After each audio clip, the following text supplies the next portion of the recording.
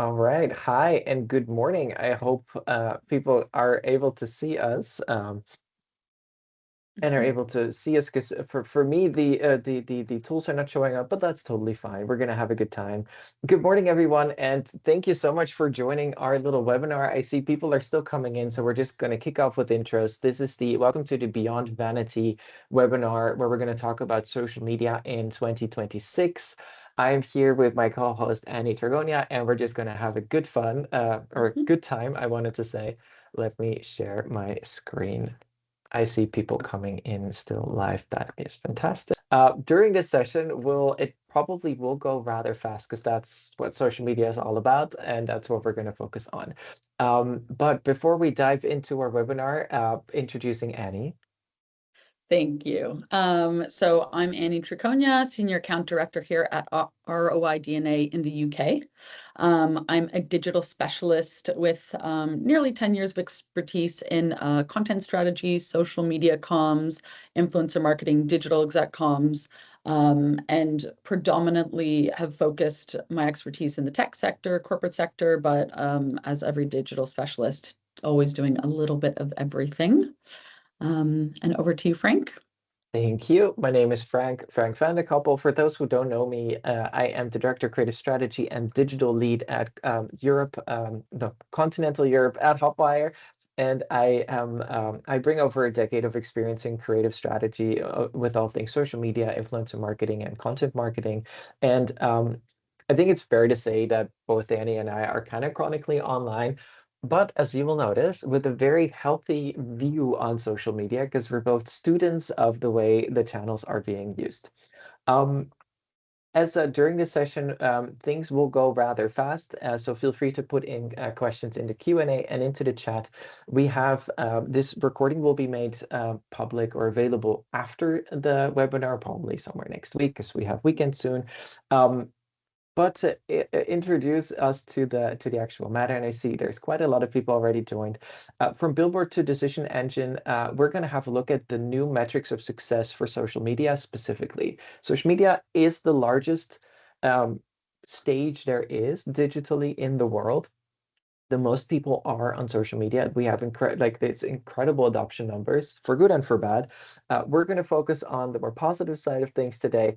Focus on what does that mean for companies, for brands, and sometimes also for influencers. And we will talk about all things algorithm, insight, use many different kinds of words. But so bear with us. It's going to be a fun one. To start off, we're going to talk a lot about the algorithms of social media. And we're not going to tell you how algorithms work, because many of you probably already do. And there's many different uh, ways to describe an algorithm. For social media, we wanted to talk about, when we reference the algorithm, we kind of envision, so because every one of you in every single app, every time you open TikTok, for example, it's like you're walking into a supermarket and every single next product that you see is another post that is tailored to your interest, to your niche. So there's thousands, maybe tens of thousands of variables that these platforms use in order to give you the content that you would like to see. We can talk about it negatively or positively. Today, we're focusing on the positive, on how to reach your audience and actually make impact or drive impact with other people to get a real human emotion. So keep that in mind while we talk about the algorithm, because we're going to guide people through that customized supermarket where every product is tailored towards you. Amazing. So before we dive into the results, it's helpful to take a step back and consider what 2025 looked like from a social perspective. I think everyone on the call here has probably seen a lot of marketers online referring to 2025 as the year of AI slop. And so what we found during our research stage was a lot of channels are trying to manage that, combat that.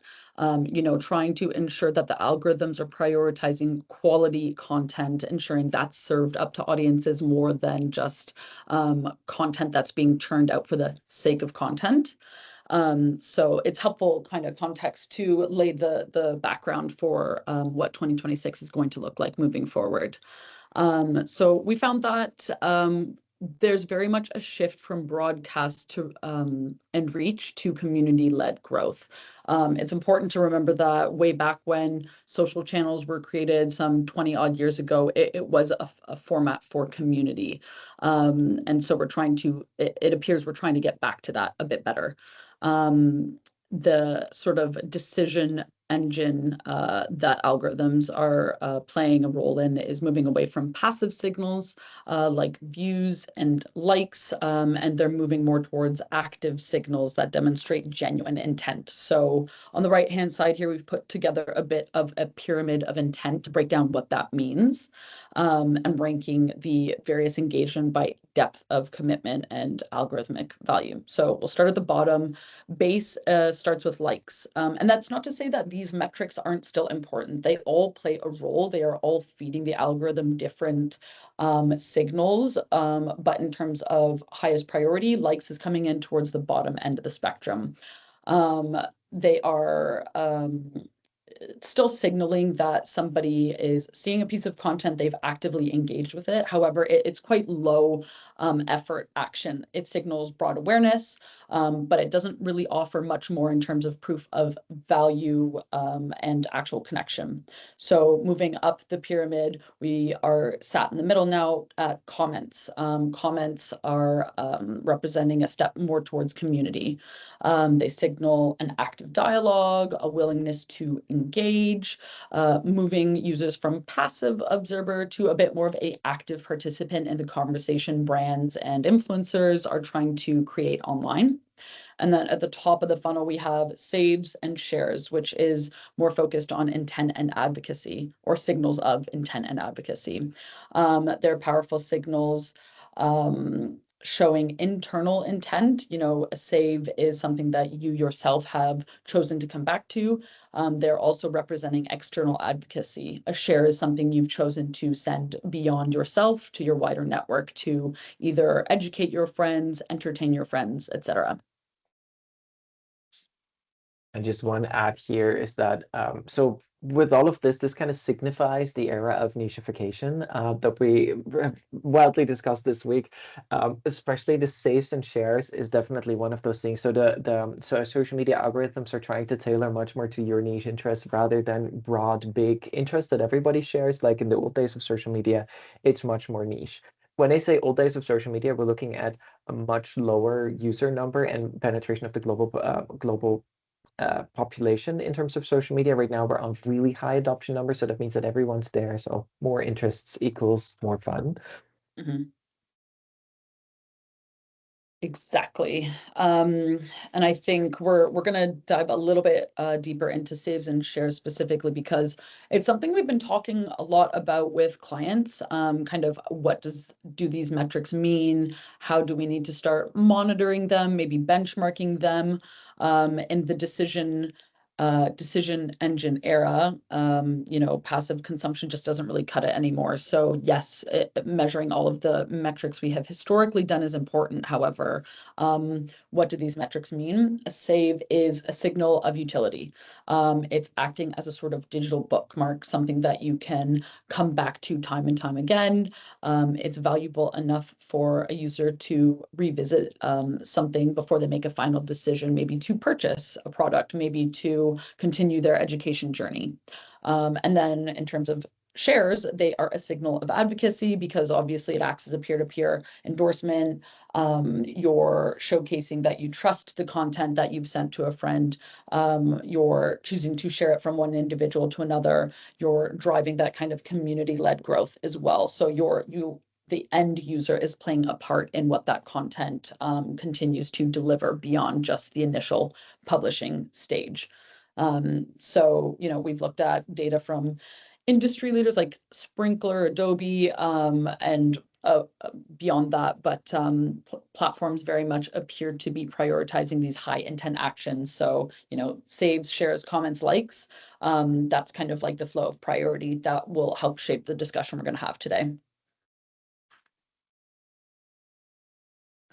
And so quickly, we're just going to touch on how adoption is looking across the board.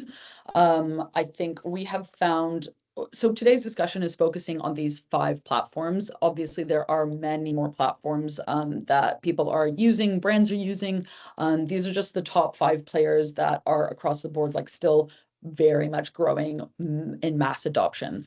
So I think it's important to acknowledge TikTok and LinkedIn are the fastest growing tools.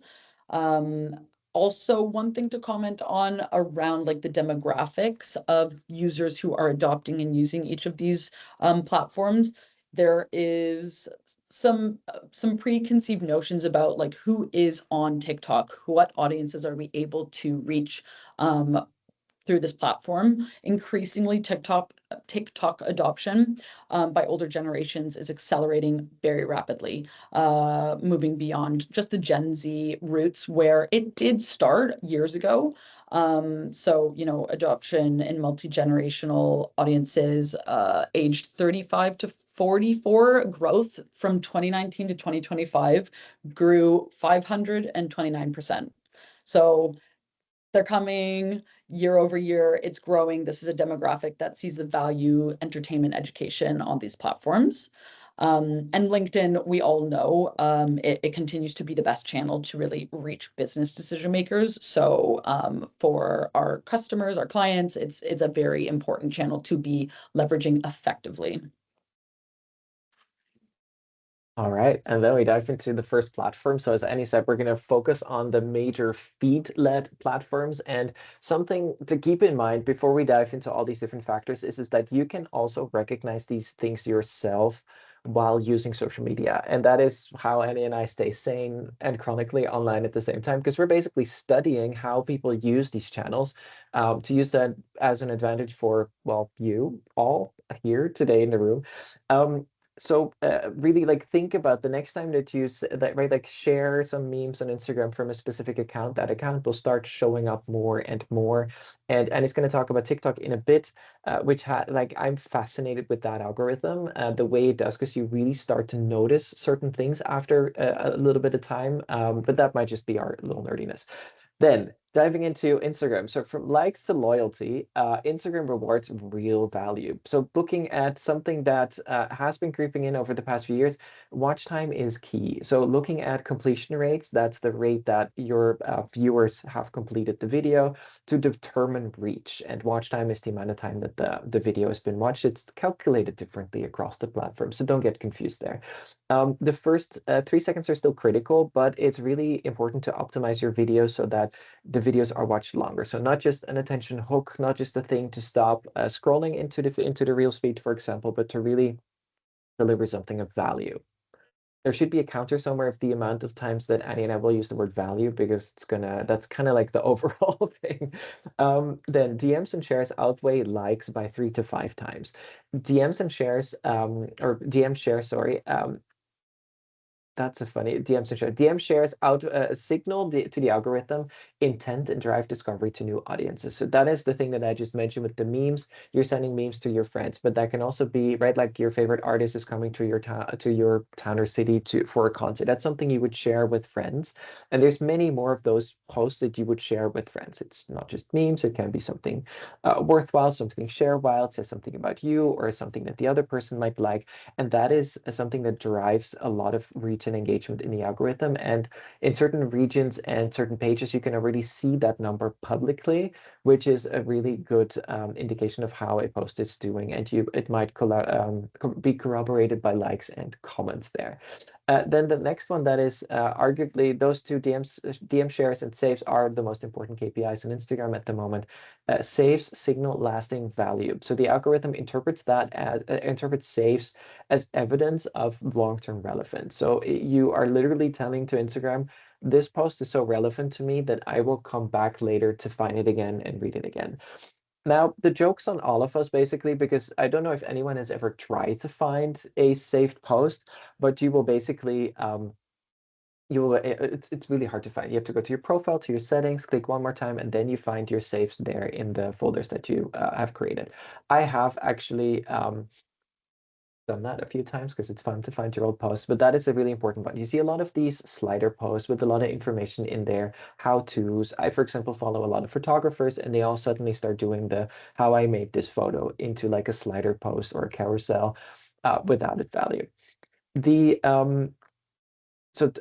yeah, looking at those two is really important. Looking further, topic consistency is required. That's the nicheification um, that we talked about. So accounts need a clear niche. You cannot, right? Like if your brand targets everyone in a market, don't do that on social media. Create multiple accounts. You need to be a niche in your topic because the algorithm, every time you post something, categorizes it and tries to match that with users that it's the most relevant. And you want to be able to click in those puzzle pieces. That doesn't mean you need to yell and yap about just one topic, but you can talk about a plethora of topics within specific niches.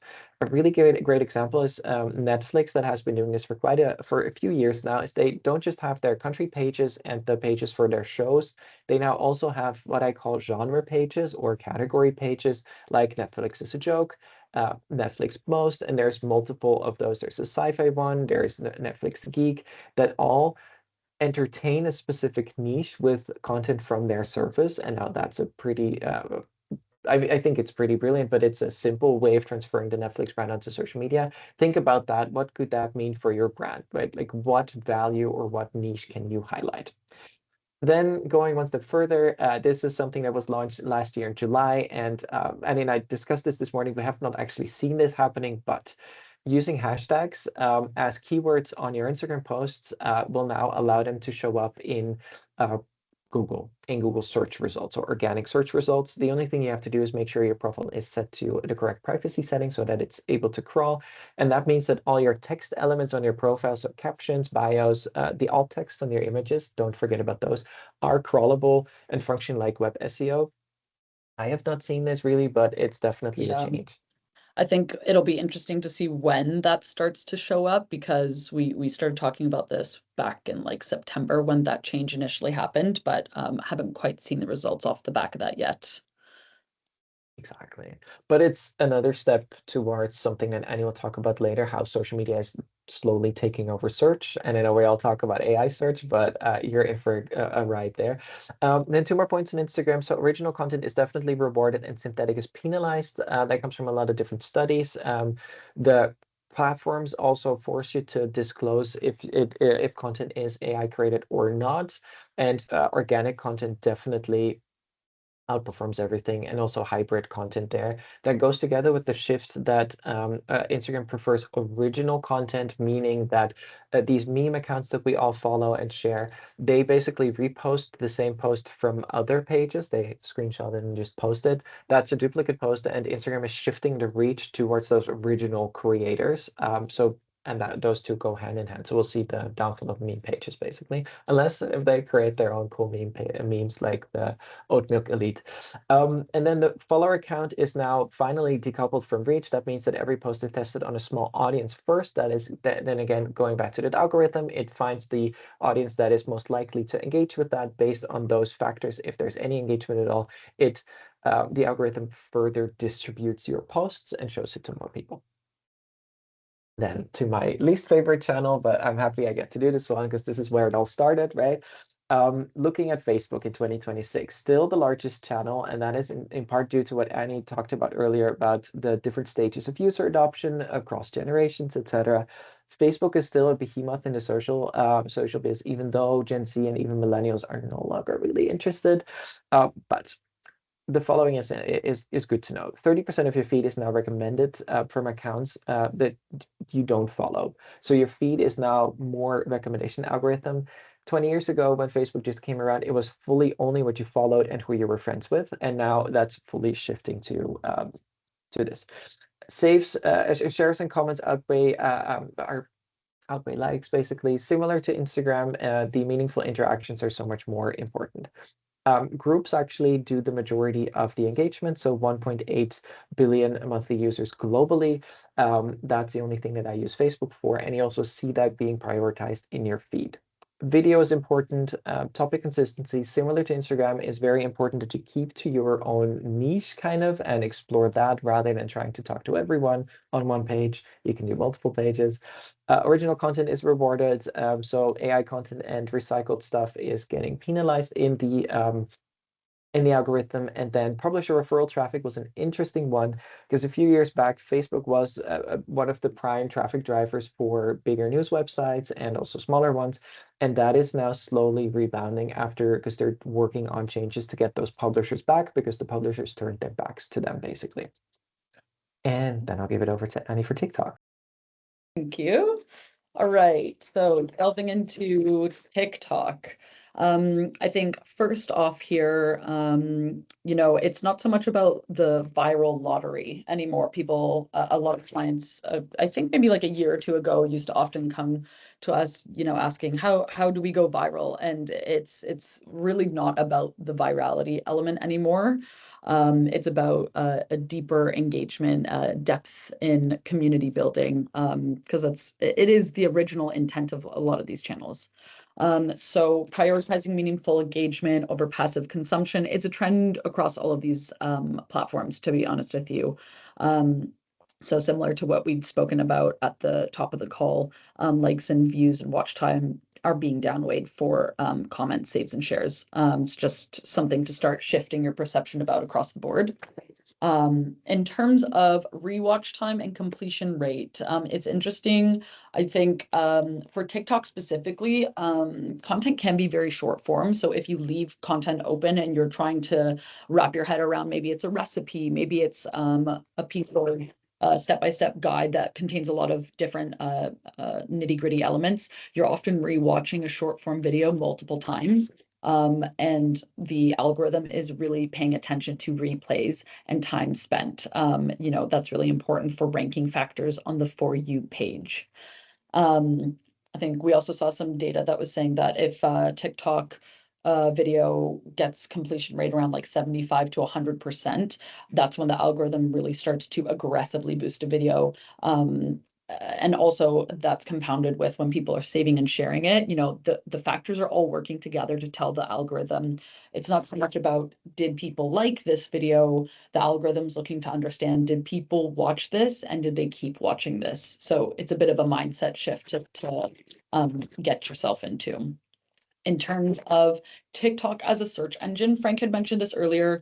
I think it's really interesting. YouTube is the second largest search engine in comparison to next after Google. And I would be very interested to see how TikTok starts to compare in a couple years' time. YouTube has been around for many years longer than TikTok, but we're starting to see a shift in user behavior that kind of mimics how people had traditionally been using Google and YouTube, especially among younger demographics. But across the board, people are searching, for example, how to style curly hair, best running shoes for a marathon. You're no longer just searching a singular keyword, but you're looking for guidance and information. So TikTok has a lot of really helpful SEO guides. If it's something that your brand is struggling with, there's a lot of information out there about how to improve your writing. Using natural descriptive captions is very important. But that being said, TikTok's algorithm automatically already ranks the keywords in the video caption and hashtags. Text, it can detect on screen. Audio, it can transcribe. So the algorithm is extremely smart at picking up all of these signals on its own. And then the fourth bit here. So the algorithm heavily weighs watch time, especially in the first few seconds. We know that audiences they have shrinking attention spans. And so being able to hook a user in the very early stages of a video, there's something to do with the dopamine hit that you get when you are scrolling through TikTok. I listened to a really interesting talk ages ago, but there is a literal dopamine release that goes into the whole value exchange of the end user. And if you are a TikTok user, you can attest to when you find something that just cracks you up, you stop, and then you keep going for ages until you find the next one because you're constantly waiting to find that next hit of dopamine. But the first 3 seconds are like really important to getting that. So things to consider would be, what is the visual hook or cue you're using? Are you posing a question in the beginning that stops a user because they want to hear the response to the question? And then the last bit here, format mix. It's interesting to see how all of these platforms are starting to try to eat a piece of their own pie. TikTok started as video platform, but now they have static image and carousel options. That used to be Instagram's territory. So don't be afraid to mix and match formats, because the algorithm is looking for a variety of content to serve a variety of user needs. One of my favorite things to recognize like about the TikTok algorithm is that it's very smart and it almost feels Yeah, personal. And there's yeah. many memes out there, journalists that have figured out things about themselves while using TikTok, because TikTok might know you better than you do yourself. Love that meme. But like using TikTok as a search engine, be aware that what you type in, you will start getting videos about that, because TikTok will see that as a relevance factor. And also, what I really, really like is that from certain creators, I only like a very specific bit that they do, or like a sketch that they do. And then I only get that. I don't ever see their other videos unless I go Mm. to their profile, but I like TikTok knows specifically. Frank really likes that part of the influencer, and the rest does not care about it. They sometimes try, because the algorithm actually tries to surprise and delight you. That's my favorite part about TikTok, honestly. Yeah, it's a wild beast, honestly. Very true. Yeah.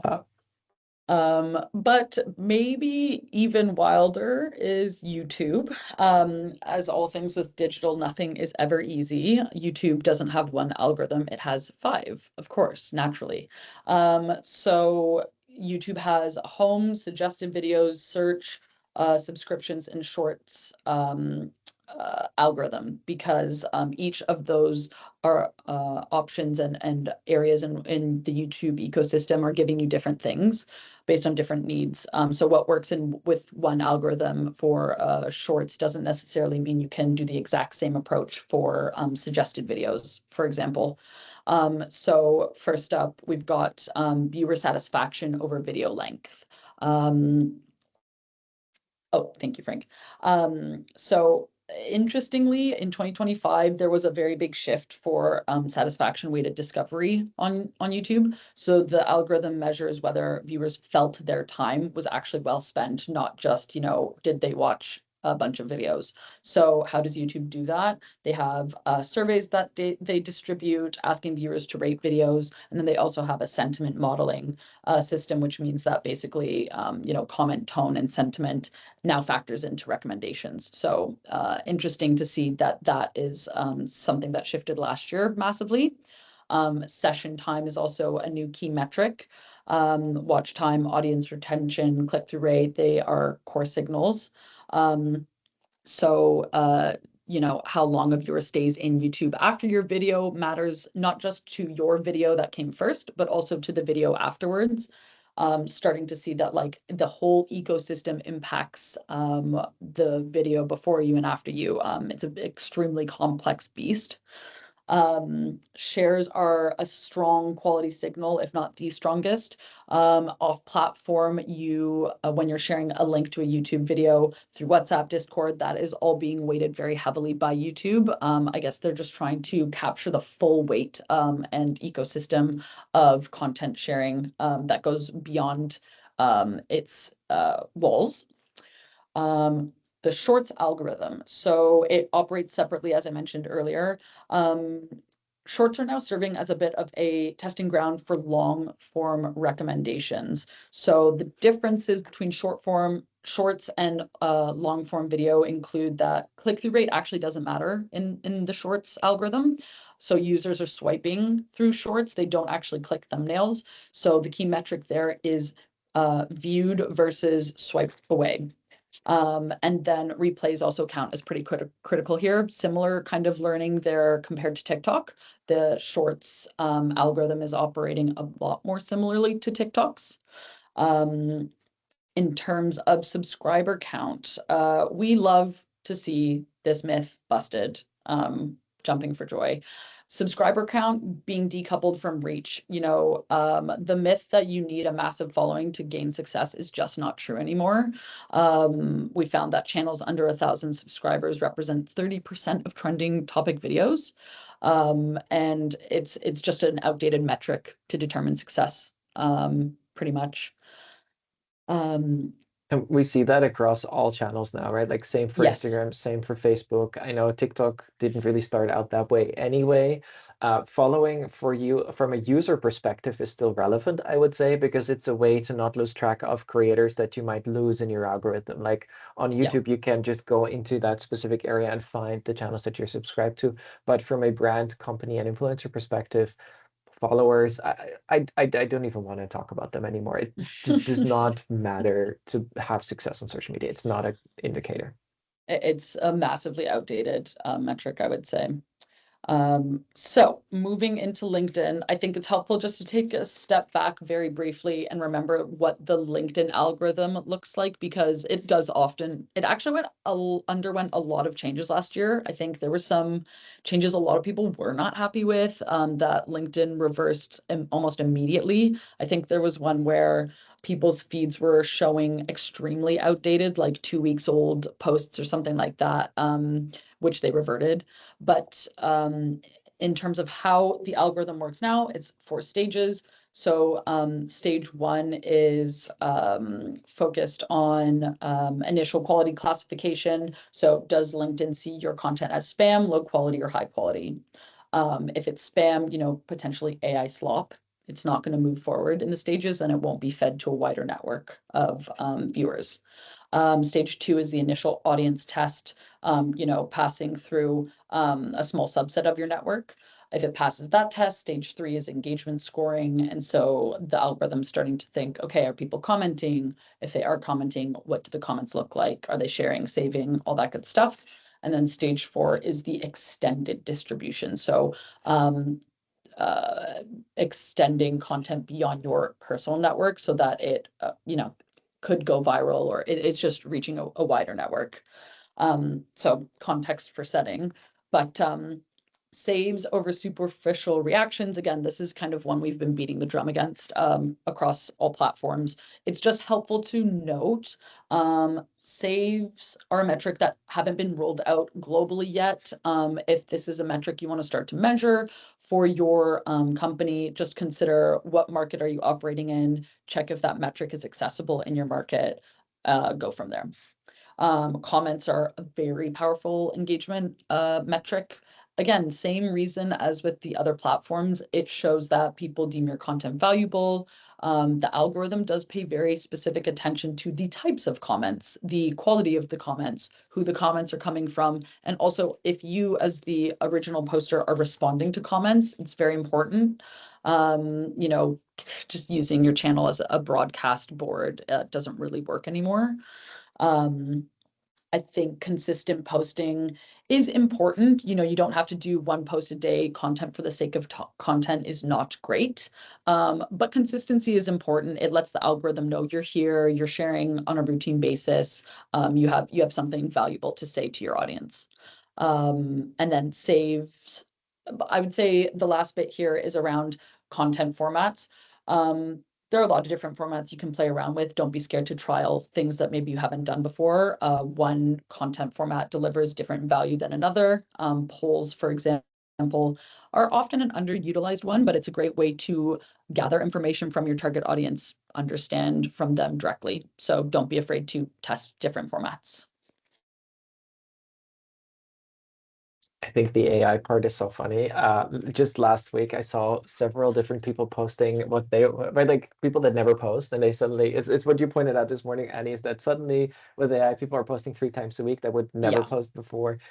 Be wary because people know on all yeah, other platforms like Reddit, on TikTok, people in the comments are like, "Oh, this is 100% AI," and yeah. there's entire subreddits dedicated to what is AI and what's not.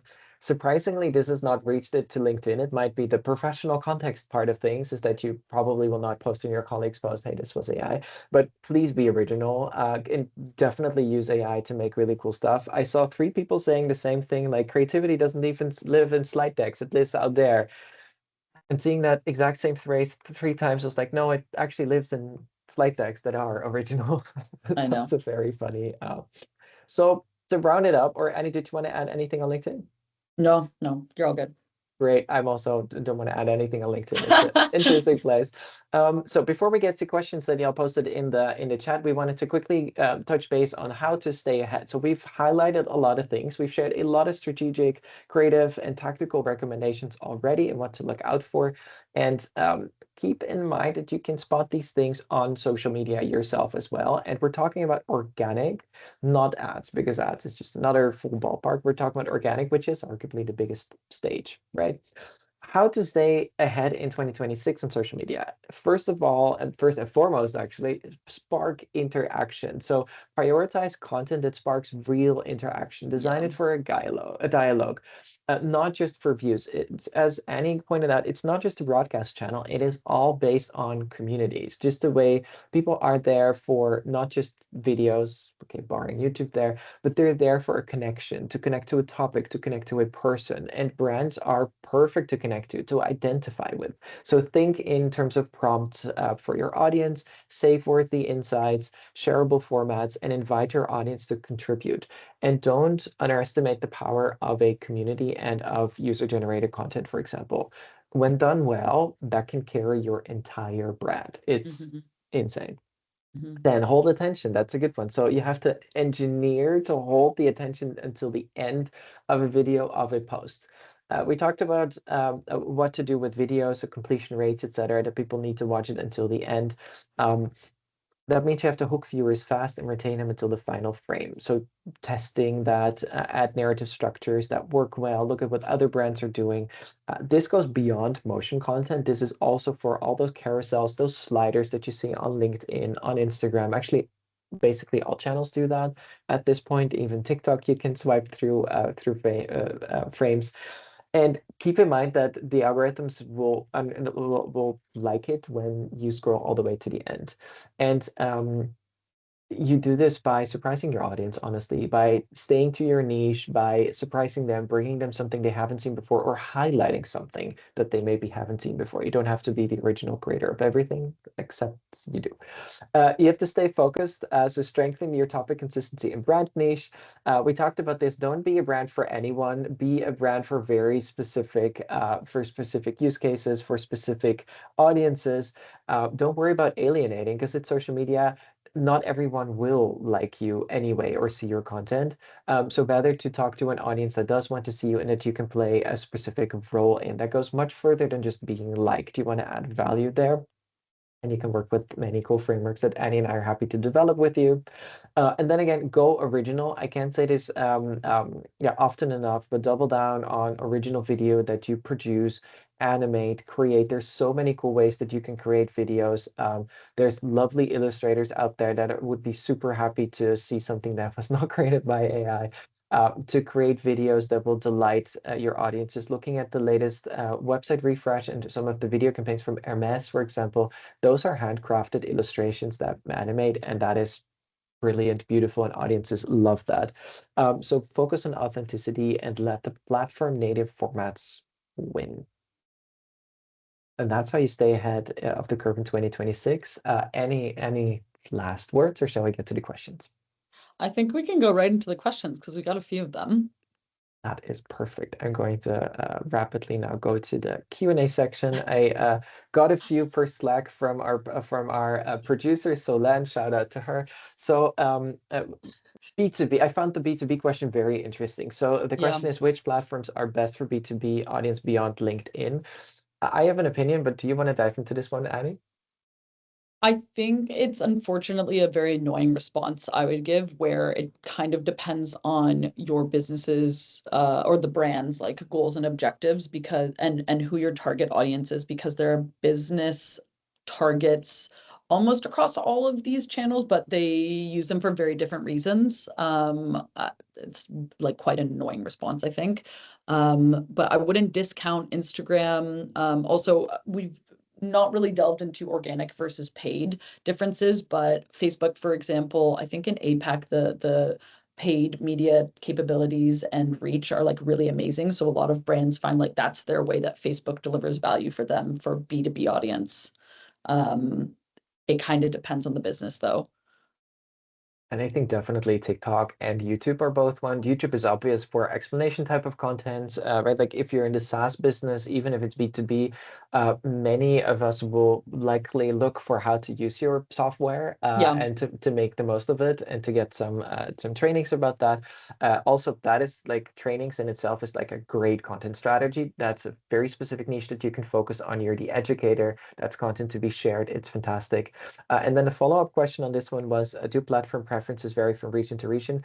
Yes and no. Kind of what we showed before. So the major platforms, the big five, are just big everywhere. There's nuances in terms of culture of how they are used, but those nuances are there to be to break, right?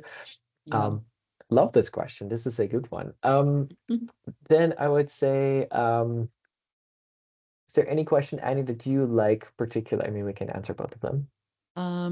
So what, for example, can clearly signal that the platform is oversaturated or plainly not worth positioning on anymore? For example, X, we see that the platform is losing relevance and popularity for some time, but it's still hard to pinpoint the exact moment for many companies when return on investment is not there. This is a very fun question. It's complex as well. Um, I would say probably the routine like channel audit is a really great way of assessing if your channel mix is doing what you need it to do. And that's looking at, okay, across the board, maybe once a year, 6 months, every 6 months is quite often. But has engagement increased or decreased on certain channels? If it's decreasing, what audiences are you reaching on that channel? If that audience is also kind of reachable on other channels that you're seeing better engagement, potentially you make that call of, do we move the channel mix to focus on the channel that is delivering value, deprioritize the one where engagement has long-term decreased? Um, would probably be my way of going about it. I think that's fab. I see there's a question about so further about B2B. So apart from LinkedIn, on which platform can you generate leads and which platform is best for launching an employee ambassador campaign? That's two questions. Lead generation can technically be done on every single social channel that allows for ads, for paid ads. Lead Mhm. generation, organic lead generation is almost impossible on social media because you would have to motivate your users somehow to go to your profile, click on the link in the bio. On LinkedIn, there's this button that you can set. And audiences are very, unless you have like the hottest ever thing there, like 50% off on Hermes, because we talked about it before. You have me as a lead, 100%. But you have to think about that. For paid, you can use any channel as long as you can find your audience there. And it's also a way of experimenting. So we can run any type of B2B lead generation campaign or B2C lead generation campaign on LinkedIn, on YouTube, on Instagram, on TikTok, even Facebook. And then I think I got all of them. So definitely. And then on the employee ambassador campaign, again, that really depends on where your audience is and where you want to build that. Instagram sounds like the most logical place for this if you want to do more photography style content, like the one team style content that we as Hotwire should be doing more. But if you have videos, if you have employees, if you have people that are naturally with video, like that a lot, we've seen that a lot on TikTok, and that is a great channel. But again, that really depends on where the majority of your employees or your potential audience is. Because for some companies, it makes more sense to be on TikTok if you're trying to target a more millennial Gen Z-esque. And yes, the rest is also there, but they're a bit more there. So that definitely makes sense. Yeah. And then connected, or did you want to add on that? No, no. I know. I I think we only have 1 minute left. Yeah.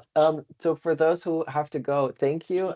We will stick around if that's okay for you all to answer the rest of the questions. So I saw one question around tips for helping internal stakeholders understand why we just don't talk about followers, but so many still do. They are wedded to this number. This is a therapy question. Do you want to take a jab at this one? So this is funny because Ruth, we are working with them, Mm. her team, and this is a challenge she is really up against. I think it's an education piece at the end of the day. Taking a step back and looking bigger picture at what are we trying to achieve? Why? If you are being given a KPI from senior leadership who potentially don't have quite as deep an education or understanding of how you get like what defines success on a social space, it needs to be a conversation. It's not really like a quick turn. Followers is not going to work. What we suggest is X. It's explaining to them why. Why do you want X amount of followers by the end of this calendar year? What does that mean to you? If it's actually about just lead generation but not follower growth, the recommended program looks very different. If it is follower growth, you have to unpick that, and it warrants a significant education piece, I would say, for that senior leadership team. This one actually perfectly fits together with the answer on the next question that I found. So the next question is, and then I'll couple that one to the follower vanity metric. Fun story, that's how we named the report Beyond Vanity, because we don't talk about followers anymore. So the next question is, if niche is a key and sub accounts are the solution, so what I talked about in the Netflix example, what would you advise to clients who see a huge invest in ramping up their new channels, as opposed to using their well-established reach of one of their main brand accounts? This actually hangs together with the follower question, and that's what Annie said. You need to look at the right metrics. So even if you're starting an account anew for an audience, you will still, through paid and through organic, get reach, you get engagements, you get an audience reaction, and it might not be as large as your main account. Um, but that's the first step. Look at the right metrics, what you report on. Don't report on the follower accounts or in the followers, because those two, you might be reaching millions of people, but you don't have millions of followers. And Yep. those two worlds coexist, organically and paid. Yeah. And then bringing it one step further, your main brand account might actually have a problem. For example, there's many, and that's my strategic analysis on, and that's how we get to social strategy on what Netflix has done, is they might have seen that certain demographics were not following them on certain accounts and started those new niche accounts in order to reach different demographics and get adoption to inspire different views, engagements, etc. So it is a strategic investment in, for example, a younger audience, an audience in a different niche that you weren't reaching them before. So that is the invest that you're doing. I would not recommend to close your big account, but you can use it to grow your smaller accounts. I think also one thing that's very important to consider, and it requires like time and insights, is taking an audience-led approach to social, because at the end of the day, content is being served to your audience. So you need to take cues from them to help inform. If you want to talk about X topic, how do you make it palatable or of interest to your audience? If there's no way of putting a round, what is it, square peg in a round hole, that's not the channel we're going to be talking about that topic. Or we need to come up with a very creative way to make it interesting to that audience. And it takes time to figure that out, to be honest. And taking into consideration that an established account has a certain ranking, is like put in a specific corner by the algorithm. So if you want to reach a different niche, you can argue the other way. Mhm. I saw another question: how important is editing with regards to video performance? It seems that videos with very limited editing still perform well. Video editing is a very large term that can go from 1 to 100, right? Like if you trim your video, I would call that an edited video, even though it might seem unedited. And that's really just a creative and a strategic question that really depends on the audience and what you're trying to say. In terms of performance, both can perform incredible and also can perform horribly. We all saw that great video of the McDonald's CEO last week, was it, eating a product, a burger. And that was an edited video, and we've seen certain examples of that. I had to bring it up. And some of those examples That was that funny. underperform horribly, even though they were tremendously produced. And then on the other side, there's videos that were not produced at all, have no production quality, and perform great. But that is because there was a great script behind or a great idea. I also think to add to that, that CEO example is so funny. But potentially one thing that also differs there is the channel. I think unedited, unpolished content, self-shot content on TikTok, it's kind of native to that platform. Yes, some creators are creating very high quality content now and brands as well. Users are still open to that. But I'd say maybe on TikTok, for example, very playfully edited content resonates with people. It's very fun. It feels engaging. I've seen a lot from creators talk about how in order to keep audience attention, you're changing different angles, you're moving fonts around the screen, you're using different colors. Like it's very playful. So it completely depends. That's the very honest answer. It really depends for your ranking. And then I think, and that's going to be our last question for today, and you can all get to lunch. I am hungry. The last question is, what kind of tools would you recommend to deep dive into the social behaviors of specific buyer groups? In other words, these new rules and guidelines might apply more or less from one demographic group to another. Love that question. In terms of deep diving on social audiences, obviously social listening tools, a bunch of different platforms offer them. Sprinkler, Sprout Social, Hootsuite, Brandwatch, you name it. Um, in terms of recommending what would be best suited for a company, it kind of depends on your unique needs. Again, I keep saying this, which is quite irritating, but um, uh, those providers all have very different packages as well. So if you're a small team or if your global network has access to a tool, it's always worth asking if you could get access to that as well, because a lot of social management platform tools have measurement capabilities already integrated in them. I would recommend looking at the different types of data that you can get. One is your own data that you see in the platforms, both paid and organic. How do people react and engage with your content in terms of metrics? Community management, which can be automated, can be done by a human, is a great source of inspiration to understand your community and to build it as well. And don't underestimate community management. And then there's social listening, as Annie just said. Like there's the whole breadth of that, and you can do many different types of analysis. There's great tools like Linkfluence out there, Keyhole, Meltwater. I think those are the same. And then, of course, Brandwatch. And as long as you set it up correctly to look for topics and niches rather than only brand mentions, you're on the right track to exploring what you need. Hope that answers that question. Um, I had an absolute blast. What about you, Annie? Yeah, it was great. Super fun today. Thank you. Then I would say thank you all. Don't forget, followers are vanity metric. We'll make the recording available later, probably next week-ish, and y'all get an update. Also, if you want the deck and you hadn't received it before, reach out to any of Hotwire or just us. And we'll hope to see you for the next time. This was great fun. Have a great lunch. Thank you so much. Thank you all. Bye-bye. Bye.